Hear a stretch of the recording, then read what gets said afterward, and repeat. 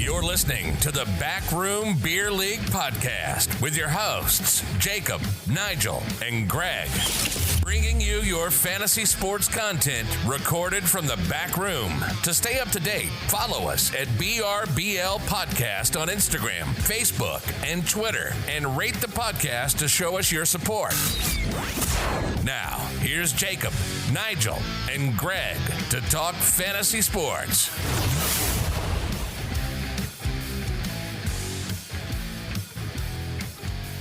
We're recording episode 18 at 9:29 p.m. on Tuesday, June 23rd.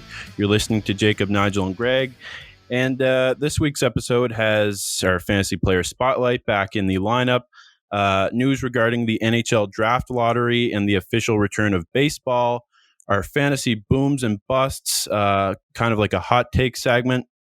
But before we get into any of that this week, I just want to address the absolute snub of the Hockey Hall of Fame that is Alexander Mogilny. Patrick Elias? Sorry, what? Nigel, I would say that Patrick Elias will eventually get in there because he was actually like a pillar of the Devils team for a long time. But the snub of Alexander Mogilny was actually brought up on the Spit and Chicklets podcast, where Rear Admiral said something like, Alex Mogilny was the first Soviet defector to enter the NHL, and he pretty much didn't know if he was going to get cut up by the KGB when he went to sleep at night. They had to sneak him through like Sweden and shit. I don't care what you say. I think he deserves to be in there before Marian Hossa. I think you would agree to that, Greg. Yes. You don't like Marian Hossa at all. I hate that guy more than anything. If you don't let Alex Mogilny into the Hockey Hall of Fame and you then turn around and say, okay, Marian Hossa, you've made 3 back-to-back Stanley Cup finals with 3 different teams. Yeah, you've had a great career, but did the KGB chase you down from the USSR on your way to the National Hockey League? You being the first of your kind to ever appear in the National Hockey League? I don't think so. Case closed. That's my little rant before we start our fantasy spotlight. We called it our weekly pick segment in previous weeks. But my weekly pick in the fantasy spotlight is Anthony Rendon, baseball player. Us talking about the return of baseball in this podcast has me thinking a lot more about baseball. I like to talk about it on the podcast as much as I can. But I think Anthony Rendon is one of these players that consistently goes from being, having a great week and everybody notices to then sinking below the radar and having still a great year, but he's just so underrated. And it wasn't until the World Series last year where they won the whole title when he was on the Nationals. Now he's on the Angels. It wasn't until the World Series that everybody noticed, holy shit, this Anthony Rendon guy can actually hit for average. He can actually get on base, take walks. He can hit home runs. Like, he's a great player. And I think in a fantasy aspect, he's definitely going to be a pricier trade. If you try and trade for Anthony Rendon, as I did last year, you're probably going to give up a pretty penny to get him. But I think if you do get it for what you would consider a fair price, he's going to be worth it because he puts up crazy stats. Last year, he had 34 home runs, which was a career high. He had a .319 batting average, another career high. And he had another career high in 126 RBIs. And then he finished the season with a 1.010 OPS, which means he's on base a shit ton of time when he's playing baseball. Do I think he's going to have a career year going to the Angels in future seasons on his new contract? I don't know. I don't know if he's going to repeat those numbers, but he's going to come damn close because when you think about it, Anthony Rendon is now hitting with the likes of Mike Trout, Shohei Ohtani, David Fletcher, all good hitters who can hit home runs or hit for batting average. He's hitting in that lineup, and they can't pitch around any of those players if you're pitching against the Angels. So he definitely has the potential to repeat or do better than those numbers. He could hit 40 home runs, I think. I really like the guy. He's a great asset to my fantasy team, and he's probably a player who isn't on the Yankees who I'd buy a jersey of. So if that's not case in point enough on why you should take Anthony Rendon in a fantasy aspect, then I don't know what is. I think that Rendon on the Angels lineup is a very interesting mix because you're getting guys like Trout and sometimes Ohtani, and you're putting them with Rendon, who I believe is I've always enjoyed watching Rendon play, Jake. I remember when he was really starting to come up. Yeah. And I always found that it was fascinating that he really pulled through in a lot of games for the Angels when I'm like, obviously Trout is on another level, but he can't be God every single game. And I think that the addition to him on the lineup makes things extremely difficult for opposing pitchers because you really can't pitch around anybody. Definitely. And I mean, Rendon is 30 years old. He's not like an Acuna Jr. who is actually overtaking Mike Trout in a lot of dynasty rankings and just overall fantasy rankings among fantasy baseball experts. He's 30 years old. He's not like some young prospect coming up and crushing it, and you're not sure whether it's manageable for him to keep putting up these kind of numbers. He has a whole resume of seasons like last year in Washington where he's putting up so such good numbers that you can't really ignore them, but for whatever reason, people do ignore them.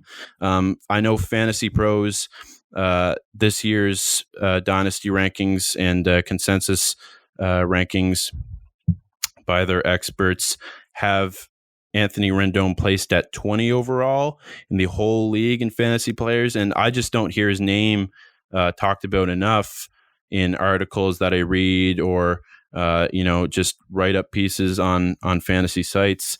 I think he's often overlooked. I think, I said myself that you probably have to trade a pretty penny, but the fact of the matter is if some guy just doesn't know a whole lot about Anthony Rendon and just kind of, snoozes on him, he could think that he's just another one of these guys who puts up one-time numbers and drops. Like, I really don't think that's the case.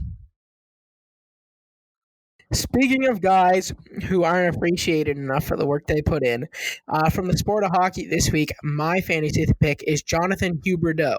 In 69 games in the 1920 season, he put up 23 goals and 55 assists for a total of 78 points in 69 games. A top dog in Florida that doesn't get enough credit due to the team he plays on. Huberdeau is a lock for both the return to play and the 21-22 season for any hockey fantasy players looking for a guy that can probably get later than they should, who will easily produce. Yeah, I mean, I like Jonathan Huberdeau. He had a great year this year. I heard lots of guys talking about him, both in just, recognizing his hockey talent on TV broadcasts, but also in a fantasy setting. I think an interesting thing to note is that one of his line mates or one of his teammates, I guess, I'm not sure. I think they play on the same line usually.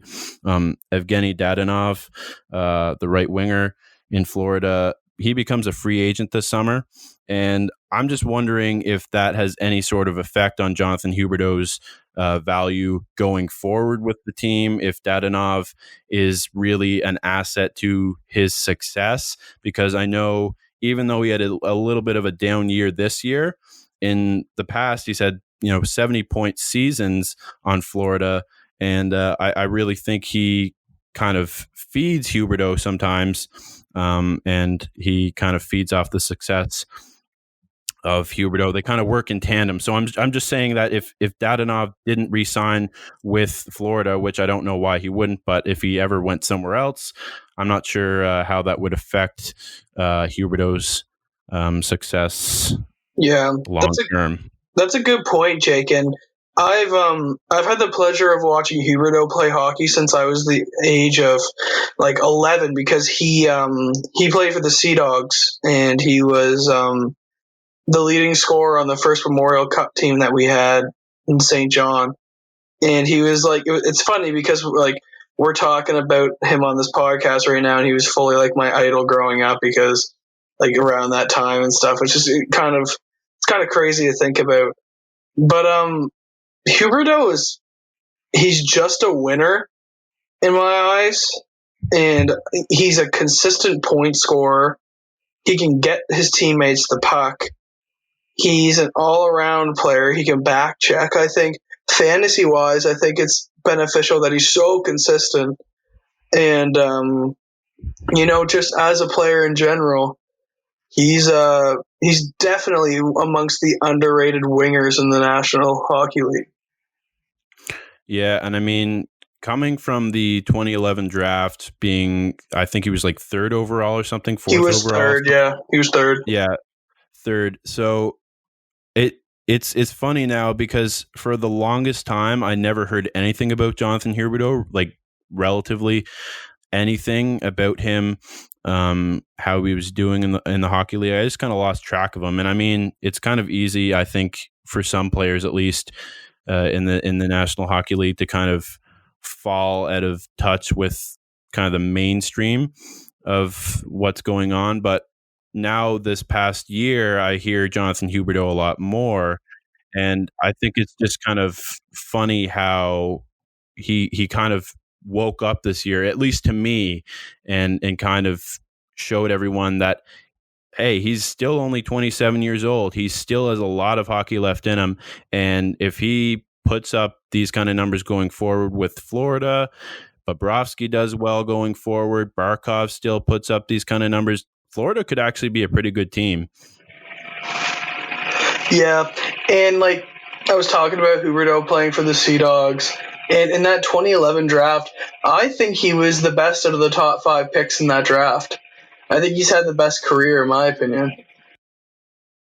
He's had a super good career. Nobody talks about it though. Like I think he's arguably one of the most underrated players in the NHL just because he gets stuck in Florida. I think that he has had a better career than both Ryan Nugent-Hopkins and Gabriel Landeskog, in my opinion. Landeskog is close. I agree on Hopkins. It's close. But Landeskog was off to such a slow start. He had a couple of years where he was basically ineffective. I do think I think Landeskog does lead the point total of that draft year, but I'm not 100%. I think he does. And I think Landeskog is also one of these guys that just dominates in plus and minus. He's always effective on the ice when he's on there, even if he doesn't do anything that gets him on the point total sheet. So I don't know if I'd agree with that statement, but I do see what you're saying. Like I do see how you could say it's an argument now. At least it's not just a clear runaway for in my eyes, players. The best player from that draft is Scheifele. Yeah, I could see that too. Because when you're looking at that draft, there aren't really many standouts. Definitely fantasy-wise. Yeah. Like Zibanejad is just starting to heat up. Same with Dougie Hamilton's Binnington. Yeah, Binnington. Dougie Hamilton's been pretty. Again, he's just started to really heat up too. Yeah. So it's that draft is because you see guys that are drafted in the 3rd and 4th rounds that have made very good careers out of it. Like Jean-Gabriel Pageau was drafted 96 overall. Mm-hmm. Johnny Hockey's drafted. I think. God, this is off the top of my head. Johnny Hockey was drafted like 105th, I think, 106th. Something like that, yeah. That draft had a lot of sleepers. And I think Huberdeau I think the fact that he got drafted to Florida is the reason he's a sleeper. And fantasy-wise. Because for the first years of his career, Florida was kind of, well, for lack of a better word, they were shit, so. No, you're completely right. I mean, you lose track of a team like Florida all the time. Like it's the same thing as if you were drafted to Arizona and you're like Oliver Ekman Larson. Like, how much do you hear about him in daily hockey news, right? Yeah, but he's definitely one of the best defensemen in the league. Exactly. There's a picture of me with Jonathan Huberdeau as a kid, and he has his arm around me, but his arm didn't reach across his shoulders. He just has his hand placed on my neck, and it's real awkward. Thanks for sharing, Greg. I remember his hands being extremely sweaty. I feel like I need to see this picture at some point in my life. Yeah, you just teased a lot of people who will never see this picture. It's I'm not gonna. I was gonna be like, it's on my Facebook. Blah, blah, blah. People are gonna start creeping me on Facebook. I'm gonna get so many bot friend requests. Anyway, I'm pretty sure most people that listen to this podcast are already your friend on Facebook. So no, you don't know that, dude. Isn't there some guy from like? Yeah, there's like some guy from Ireland. If you're listening, shout out to you, man. Like, shout out to the people who have listened from Ireland, Germany, and the UK. So, and there's like some weird people from like Virginia. Wasn't there somebody from Virginia? Man, Virginia's not a country. It's literally a state. No, but but I'm not saying it's a country. But I'm just saying like the states, not people we know. Nigel goes, there's some weird people in Virginia. I mean, there is. I mean, at least it's not Oklahoma. At least it's not Oklahoma, dude. I don't know what happened to Greg in Oklahoma, but goddamn. Dude, every single episode of the first 48's in Oklahoma. Joe Exotic's from Oklahoma. It's just a shit show down there. Like, we're in love with him. No. We're really getting on the. No, I'm not. We can't. We can't because there's been new things that come up about how Carol Baskin killed her husband. She 100% did it. She now owns Joe Exotic's park, and it's a goddamn abomination. And I will not rest until justice is served from that cold-hearted bitch from Florida, Carol Baskin. Anyway, I have a mess of editing.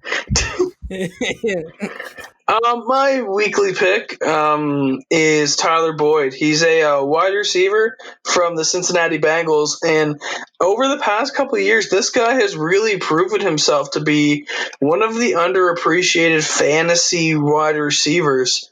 I know that he tore my ass up to pieces one week, and I was really fond of that. But some things that Tyler Boyd has done in the past couple of years, like 2018, 2019, he received over 100. Jesus, I just pulled a Nigel. Received over 1,000 yards. For the past 2 years when he was filling in for the injured AJ Green. And that's something else I wanted to bring up about Tyler Boyd in fantasy is the return of AJ Green will definitely affect the production value of Tyler Boyd, but I wouldn't necessarily think it to be a negative thing because I think AJ Green is going to attract a lot of attention from secondaries, and I think Tyler Boyd could take advantage of that because he's proven himself to be a very good wide receiver in the league. And of course, with Joey Burrow going there from LSU, their QB positions definitely improved, but I think it's improved especially because they finally have, somewhat of a stable quarterback, and at least they know they're going into the season knowing who's going to be their starting quarterback instead of what they normally do. But with Joe Burrow coming in there and providing stability in the quarterback position, someone who can definitely distribute the ball way more on a consistent level than guys like AJ McCarron, injured Andy Dalton, the bums that they've had in years past. I think that Tyler Boyd can definitely be a draft steal for you because I don't see him going in the early rounds, but I think he can be a positive flex piece or even a wide receiver 2 on your team for sure. Yeah, I could see it. It's my thing is outside of Joe Mixon, I have no confidence in anything Cincinnati tries I to was put just going out. to say, you've been a Tyler Boyd hater. No, but see, I'm not like I think he has potential, but it's not nothing has potential in Cincinnati. I think that's a really pessimistic way to look at things, Nige, because I pulled up some stats on Tyler Boyd today, and I seen that Tyler Boyd played 30 of 32 possible games in the last 2 seasons. Yep. See, that's surprising from Cincinnati. So No, see, John Ross is just the guy who gets injured. he was constantly. wide receiver 18 in PPR in 2019. He had the 8th most receptions, 22nd in receiving yards, not that good.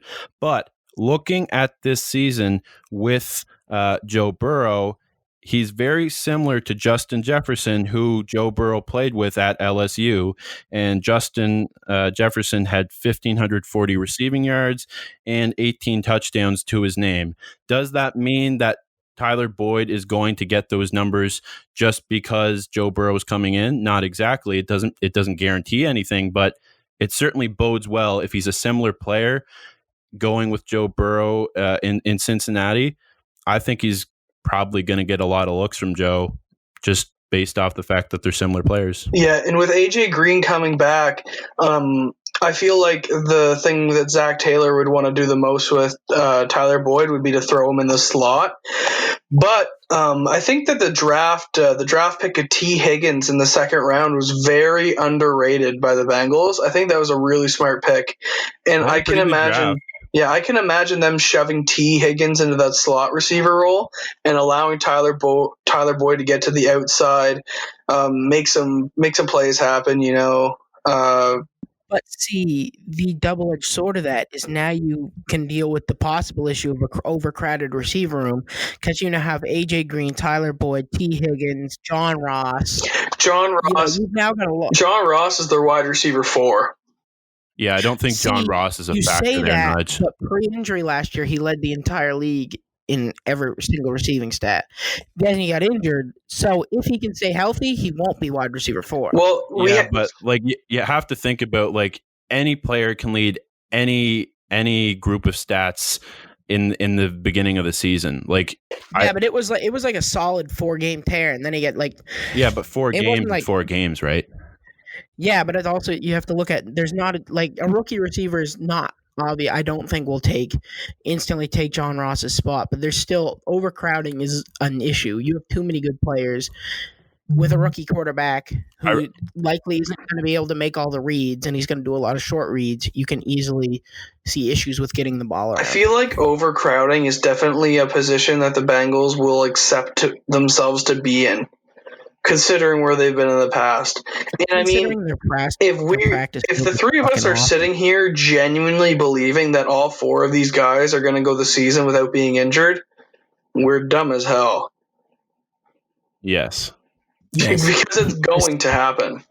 But because Cincinnati's practice field is awful and their actual field is awful, and just you do kind of contradict yourself there, Nige. Like you do say there's overcrowding of talent at the WR position, but then you also say in the same breath that there's nothing good comes out of Cincinnati. So see, I didn't say there's nothing good. I said I have no faith in besides Joe Mixon.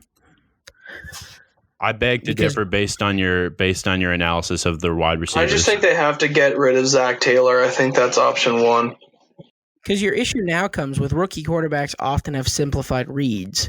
Like they don't see the whole field. To be fair, Joe Burrow was running an NFL-style offense in college. Yeah, I don't think he's going to be that simplified, though. It's not going to be it's like I'm going to roast myself here, and we're not going to have to draw Mitch Trubisky drawings for him. Like it's not going to be like crayons on paper for Mitch Trubisky. It's going to be a bit more big boy stuff for Joe Burrow, I think. It's also how much do they want to commit to the run, and there's just a lot of fucking variables that nobody knows is going to happen. That's true. I feel like I can understand that. Someone's going to leave the Cincinnati Bengals offense this season unhappy, whether it be AJ Green or Joe Mixon or their entire fan base and every player because they go 1-15.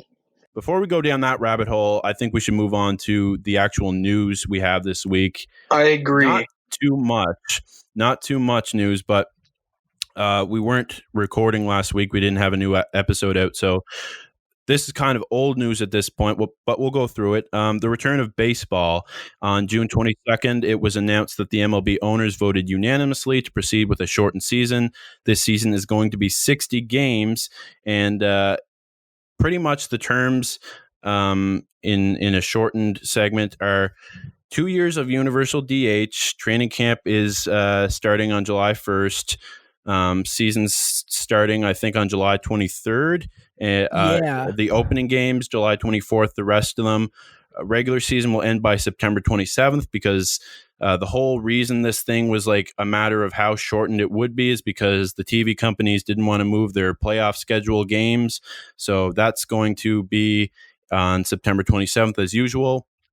And players can choose whether to participate or not. I've already seen 2 players, not real big names, bow out as of Monday. Mike Leake of the Arizona Diamondbacks and Ryan Zimmerman of the defending world champions, the Washington Nationals. But what I have to say about it, the Yankees have plus 300 or plus 350 odds. I don't remember which, but they have the best chance of any team to win this.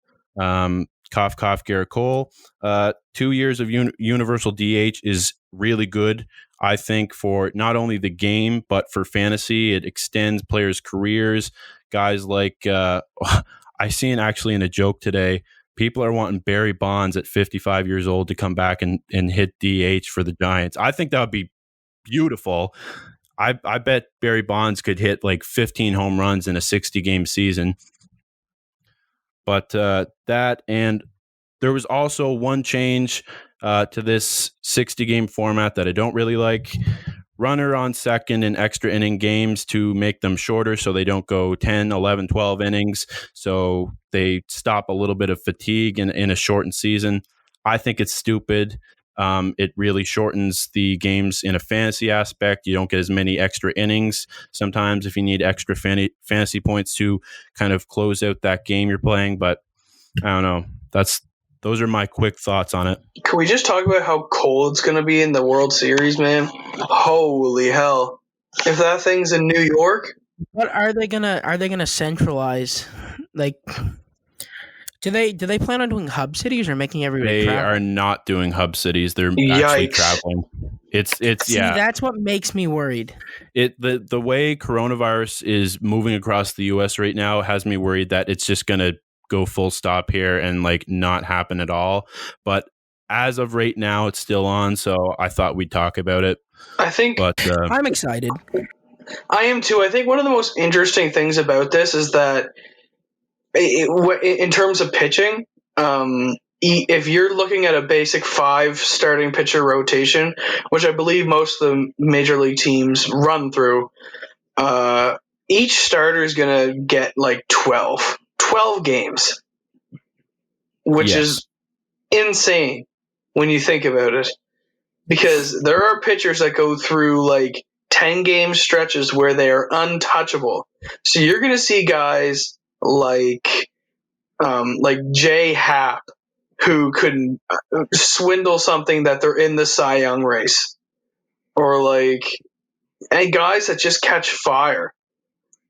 And I think that's part of me thinks that's exciting, but it also takes away from guys that are older, coming up on the ends of their prime of their careers, that have a chances to win those awards that are definitely not going to get the chance to now, with like it being really about kind of like luck now in this format. There's pretty much 2 ways this can go. You can either have a 15.0 ERA in 12 starts, or you can have a 0 ERA in 12 starts. That's pretty much how it's going to go. And like you said, a J.A. Happ or Corey Kluber or one of these old veteran pitchers, Zach Greinke, could literally sneak in with a 1.0 ERA and have a banger of a season with 12 games to play. It's really up to the conditions if the baseball season goes ahead. And I don't know. There's obviously a lot of extenuating factors that kind of have to do with a pitcher's performance given the circumstances, all the protocols in place. God knows who will come out and kind of overcome everything happening around them. That playoff pitching is going to be sweet, though. I don't know. I think that I was always of the opinion from the very first moment it happened, like the whole shutdown of sports leagues, that you can't treat it like a lockout, and people will be disappointed in the moment. But if you drag it out like this, because kind of a side note here, the way COVID-19 is blowing up in Florida right now, do you really think we're going to see basketball? No, I really don't. Like, it disappoints you almost even more when they start talking about, oh, we're going to do this, and this to prevent spread, and we're going to do this to make sure it carries out the way we plan. But like, you can plan all you want, but the fact is, you can't change what the governors are doing to combat the virus. And if Florida's governor wants to say, I don't care, go out on the beaches, even though we have 9,000 new cases a day, it's worrying for any sports league trying to come back, especially the MLB, when, like I said, they're traveling across the country and into Canada and stuff. It's obscene. That, and with the negotiations being as tense as they were, I feel like a few players getting it, it's just going to be, it's done. But going on to our next topic in the news portion of the podcast, there's been some drama around the draft lottery. A lot of people saying Detroit got screwed with the way the first overall pick got handed out to a team in the play-in round of this new adjusted playoff format for the NHL. So what pretty much happened, for anybody that's unaware, but I'm sure you are, an unnamed team to be mentioned later after the results of the play-in round will pick first. Los Angeles, the Kings, will pick second. Ottawa has picks 3 and 5, and Detroit will pick fourth. So a lot of Detroit fans pissed that they dropped from first to fourth, obviously. Ottawa kind of expecting 3 to 5, 2 to 4, somewhere in that range. Los Angeles pretty much is jumping for joy because they thought they'd have 5, and they're looking at picking Byfield or Stützle now. And pretty much just to wrap up this whole blurb, the first overall pick that everybody's pissed about, all the drama's about, it's going to be decided amongst the 8 teams who fail to pass the play-in round, who get knocked out of the play-in round. And each team will have a 12.5% chance of winning the pick. If the season does not resume, it will be decided from the 8 lowest teams in the league based on point percentage, I think, with the same 12.5% chance of winning. So, hot take, it was rigged. Hot take, Nigel, it's a draft lottery. Yeah, but listen, there's you look at Batman, and Batman's been all about TV ratings for the NHL. That's all he's given a shit about since he came in. He has done a lot of shit that has pissed people off and pissed players off, and the way the game plays off, to help improve TV ratings. And what's going to improve TV ratings more for a return to play than now making their incentive to watch the teams play because they have a shot at the number 1? It increases the odds of tanking because they have to lose the play-in to actually get any chance. Yeah, but now you're going to be like, oh, I want to watch to see who's got the shot. It increases the odds of you wanting to watch to see who's going to get it because it's not set in stone. If the Habs get the pick, I will not be 100% turned off by the idea of it being rigged. Yeah, I'd love to see him go to the Habs. If I'm brutally honest here, I think it makes sense. I swear, I'm telling you, the only other theory I have jump off the Brooklyn Bridge is Taylor Hall is just going to be Taylor Hall, and they're going to get that fucking pick, and I'm going to be pissed. Well, I think one of us can be definitely looking forward to the play-in, and that's Greg, because Pittsburgh actually has a legitimate chance if, for whatever reason, they're knocked out by Montreal. Not saying that that's a likely scenario, but if they ever were, they have a chance at getting Alexis Lafreniere. I mean, that's a pretty good consolation prize. Well, I gotta be honest. For Lafreniere, that might damn near be the best thing for his career.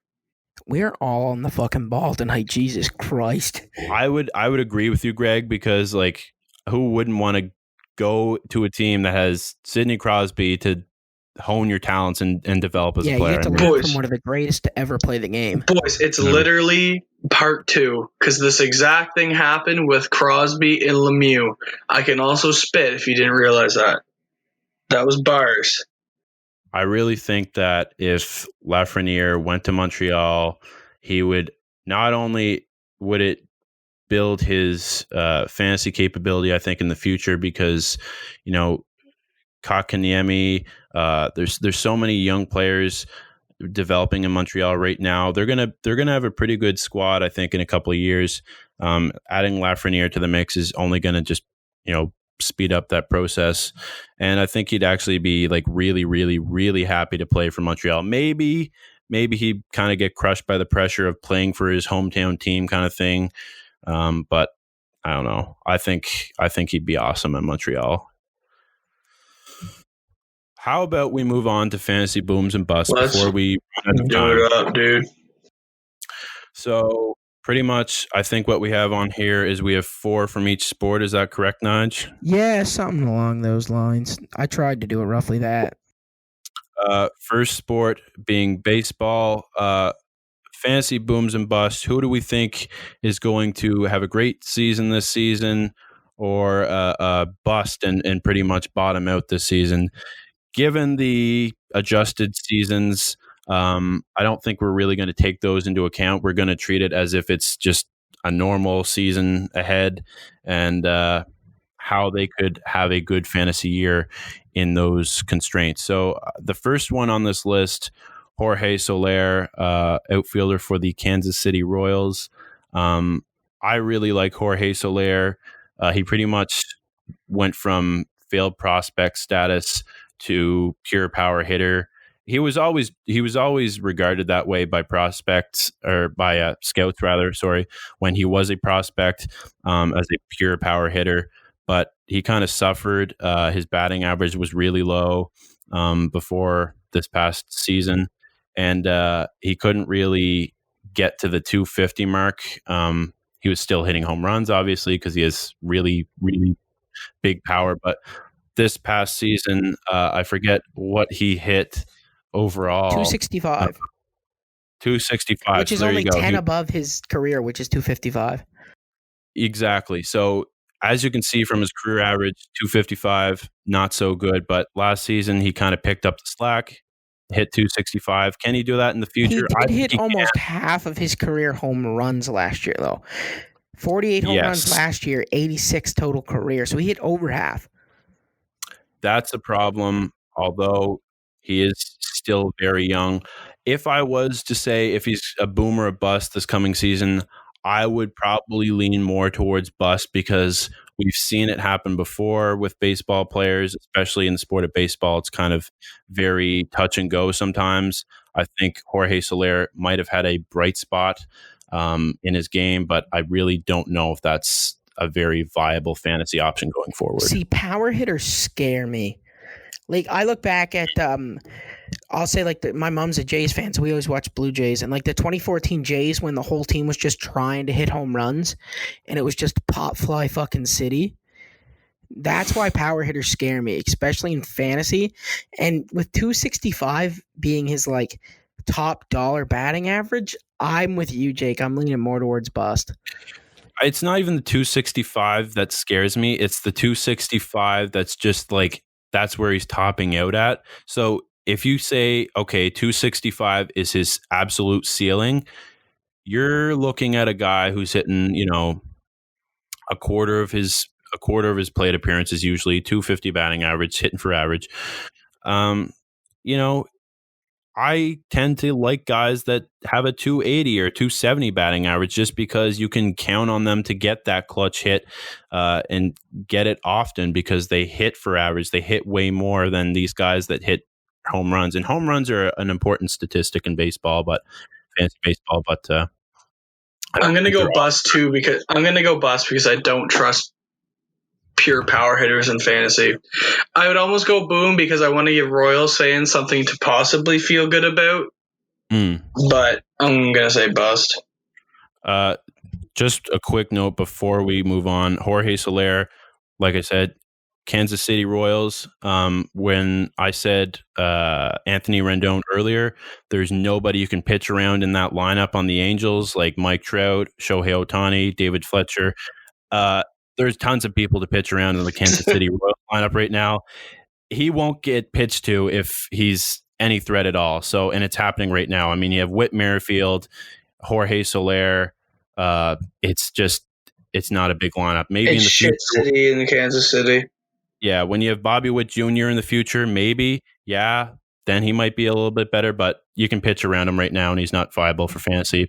Next player on the list is Austin Meadows, outfielder for the Tampa Bay Rays. I'm going to say boom right off the bat because Austin Meadows, another potential field prospect, he has turned into one of the best players on my fantasy team. I own him myself.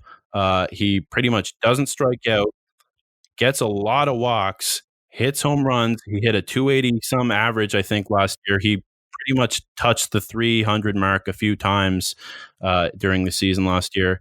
And I think he can really keep that up. He's blown up the rankings. I think he's maybe in the 40s, 30s now in overall player rankings in fantasy. I think he's definitely set, especially on the Rays lineup. Nobody to pitch around. You've got a lot of good players on that team. I'm with you, Jake. I'm going to go boom. It's a little risky because I'm looking at his stats. Before last year, he had 6 home runs and just over 51 hits. Yeah. But his career batting average, which is what I love, was 290. Last year, 291. So it wasn't like his batting average almost wasn't held up. But I'm like you. I really, batting average for me is a really important stat when I look at hitters. So that's why I'm leaning towards the boom. But It just seems like Tampa Bay is like a really sneaky good team too. So he's got some support. Tampa Bay is going to be really good. I think that I think it's an extremely big risk, especially when you look at guys that pop off for 1 year. I will go boom though because I feel like the Rays are going to do very well. But I will say that this guy either booms hard or he busts hard. Yeah. I mean, I had him my whole year last year in fantasy. Played him a few times at the start of the season. He was a bit cold, and I was kind of worried because I had him on my team, and I knew what people were saying about him. Could he be a bust? Could he be a failed prospect? Then he just turned on the gas, and the way he goes to the plate now and takes 3 balls every second plate appearance and kind of runs up the pitcher in how many pitches he throws makes me feel like he's confident and he could have boom potential. The next player on the list is Bo Bichette. I think this is consensus. It's a boom. He broke records coming up in his rookie season last year for the few games he played. I own him, love him, never going to trade him. Boom. This man I'm so excited, man. He hit 400 over 400 in his first 12 games. He's fucking. I think in a few years we're going to be talking about Bichette being one of the best shortstops in the MLB. I think he's a future MVP. I honestly agree, Greg. I think he has that upside. Think about it. You have, Vladdy Big Butt, we like to call him. Bo Bichette, Kevin Biggio. You have Austin Martin coming to the team. You have Danny Jansen. Josh Groshans, Grichuk, Danny Jansen. You have a lot of good players in that lineup that are young, that are going to build up their batting average, up their career as a whole in Toronto. Hard lineup to pitch around. Boom. He's definitely going to succeed. Sure. Last player in baseball, Bryce Harper. I'm going to surprise you guys and say I think he's going to have a good year next year. And I'm not even just saying that to give him a little bit of hope because he's pretty much useless thus far in terms of what his money was expected to do to him. They gave him a fat contract in Philadelphia and pretty much expected him to go out and hit 310 and 50 home runs, but it just hasn't happened. I think he's going to have a good year. I think he has it in him, but It's just kind of been. I genuinely hope he does. I'm going to say boom just because I hope the guy does well, but he's got to prove it. I agree with boom because, like, my thing is after one mediocre year, people are acting like Bryce Harper's just never been a good ball player. Like he's a good, like he was. There's a reason he got that money, and it's because previously he was the second best player in ball. He was a fucking dog, and I expect him to be back to being a fucking dog here soon. So I'm going boom. Yeah. And starting off football, we have Austin Eckler, running back for the Los Angeles Chargers. I'm going to say boom. I think Austin Eckler's stock is going up, and I'd like to actually hear what you think, Nons, because you put a lot of value in Los Angeles going forward. Bust. Only reason, there's no way he replicates being the third best running back in fantasy. No way. I don't see it. Does he have to replicate? No, have but a good year, I don't think he's going to boom. I'm saying bust because I think he's going to be taken way too high. And I think he's going to, he's now, as much as, he had Melvin Gordon to help take attention off in the later half of the year, and he also lost Phil Rivers, and he got a lot of PPR to Phil Rivers because Phil Rivers could only throw that far. So, it's I can see him doing well, but I think he's going to bust compared to how he played last year. I don't think he's going to do as well as he did last year, but I'm still going to say boom. They got an improved O-line. I think that they'll throw the ball a hell of a lot less than they did last year. Melvin Gordon's not there to take away his reps. That's also, I agree. That's a two-sided argument because he did take some attention off of him. But I'm going to say boom because I have some faith in the guy, but I can easily see it heading south. Next guy on the list, we have Tom Brady of the Tampa Bay Buccaneers. I couldn't bust a harder. Fucking bust. Oh my God. Here's Mike Evans. Fuck off. Brady played like shit last year. I don't care if you say his receivers were bad. He couldn't make the throws last year. He doesn't have the arm. And now Mike Evans is going to look like shit because you have a deep ball receiver with a guy who can't throw the deep ball. I'm not even going to hate on Brady as much as I do hate Brady. But his O-line minus his center, Ryan Jansen, is straight up donkey horseshit. They got a rookie coming in for tackle. The line sucked last year, and he's 40-3. Yeah, no. It's definitely a bust. There's not much talent left there, especially for fantasy. I think a lot of people who aren't really that well equipped for fantasy football will draft him really high just because he's Tom Brady and he's going to a new shiny team. I don't really think there's a whole lot there. Next person on the list, OBJ, Cleveland Browns. I think you know what? For all the shit that I give the Cleveland Browns, I think OBJ is going to have a boom this year. As much as I shit on Baker Mayfield, maybe there is hope for OBJ if they fix some of their coaching problems and do it effectively. Give OBJ more looks than he got last year. I think he definitely could have potential for a boom. Yeah, I'm gonna have to say boom as well, only because for the entire Cleveland Browns organization and all of its players, it is 100% prove it years, and both Baker Mayfield and Odell Beckham Jr. need to prove that they are worth what they're getting. I'm also saying boom. You have Jack Conklin and the O-line, the tackle situation's been improved.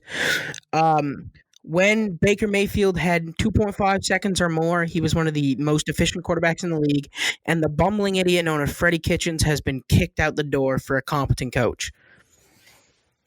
Big facts.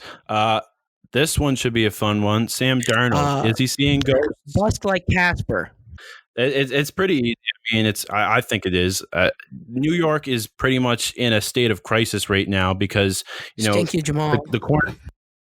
Yeah, the cornerstone of their team right now is saying, I want to get the hell out of here and go to Dallas, where I was, born and raised. But I just don't see Sam Darnold being effective, especially in a fantasy format going forward. I'd say bust.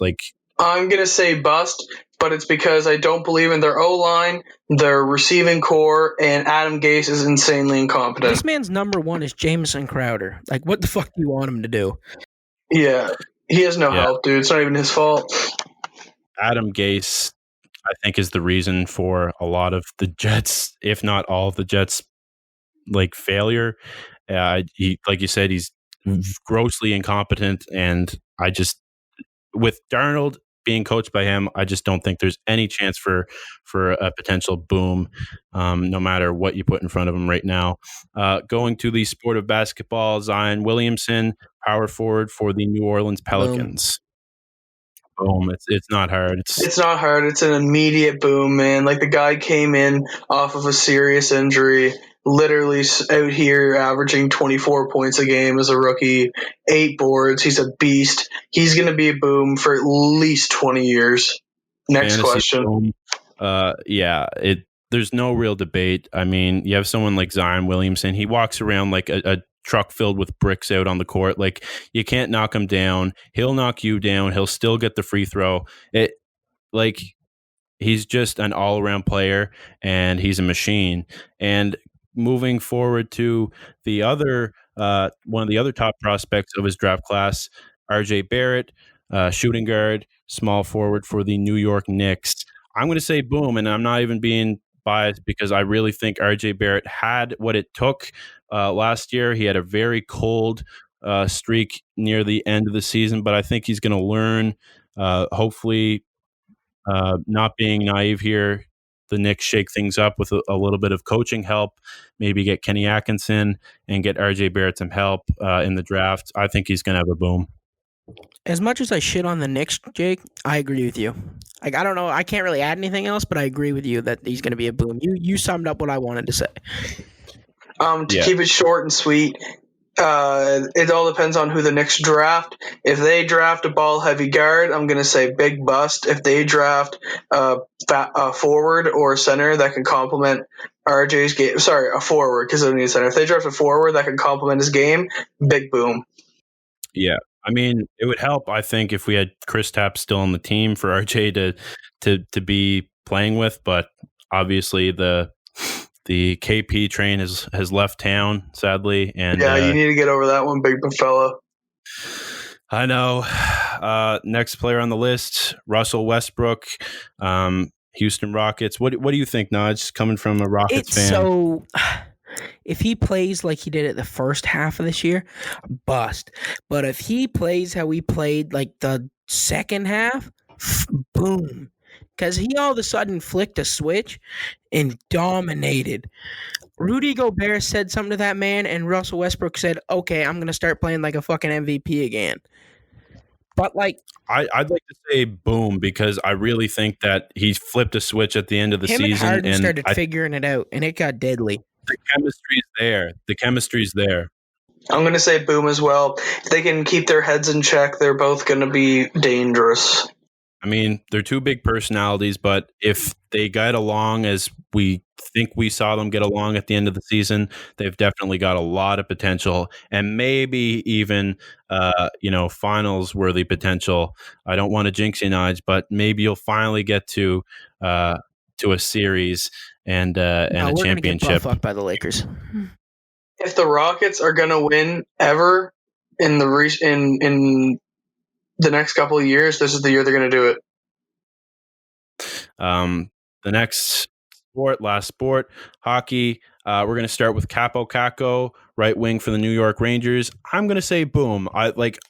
It's pretty easy. I know I shit on them a lot at the start of the season. It was premature shitting. I'll admit that. Jack Hughes, Capo Caco, they're two young players coming into the league. They're not going to blow things up right away.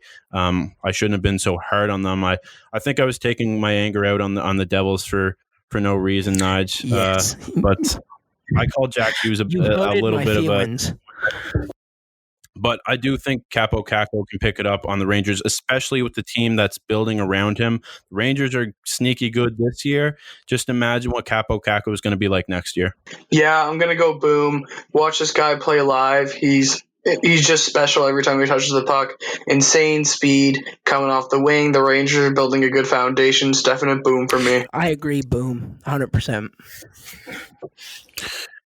Next player highly debated. Alexis Lafreniere, center, to be determined what team he's going to. It really depends what team he goes to for me. Whether he's same going to be. here.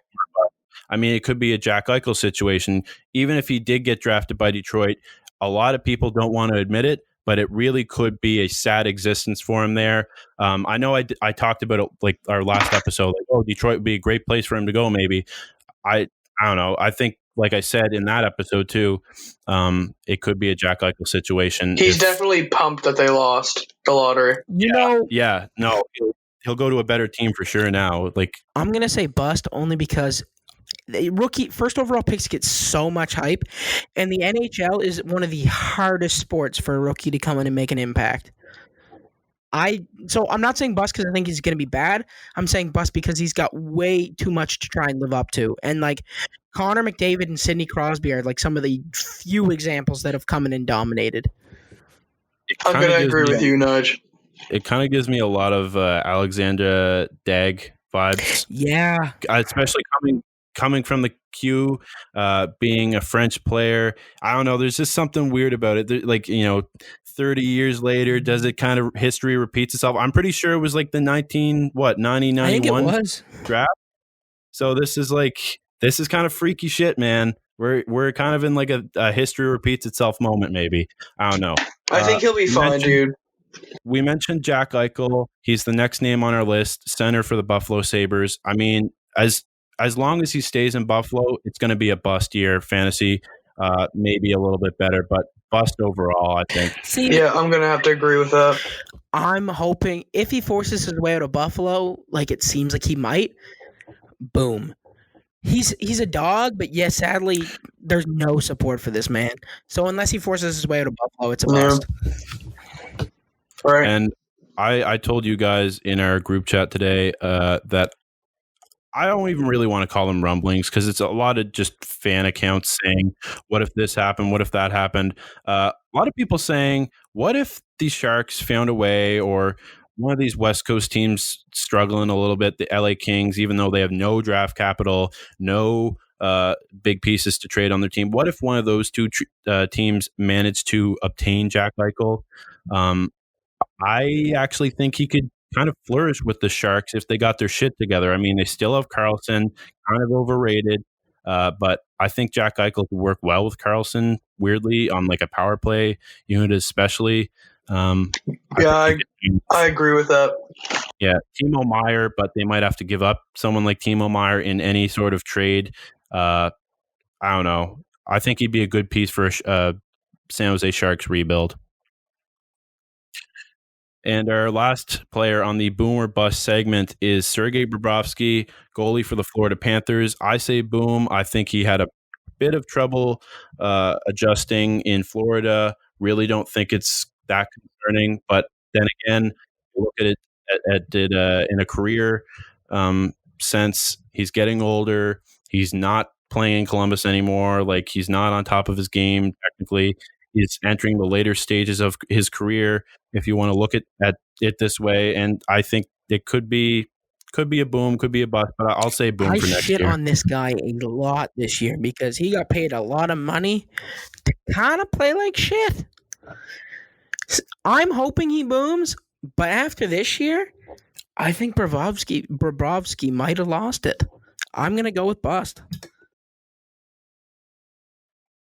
I'm going to go with boom just because I have a little bit of faith in Florida now, but it's a thin line. Yeah, I mean, maybe he does turn out to be a bust like Nigel says. I know he did slump a little bit this year, but if he can pick it back up, Florida's kind of trending upwards right now. Huberdeau, Barkov, if Dadonov re-signs in free agency, could be a good team if they get another few pieces going forward. So hopefully Bobrovsky can keep it up and bring back some of that Columbus magic he was working, especially last year when they knocked out the Florida powerhouse team. Also kind of a regional rival of the Panthers, the Tampa Bay Lightning, in 4-0. So that wraps up our boom and bust segment, and it pretty much wraps up the show. So remember to follow our social media at BRBL Podcast on Facebook, Instagram, and Twitter. Subscribe to the Backroom Beer League on YouTube. And that's it for this episode. Thanks for listening. And we'll see you back here next week.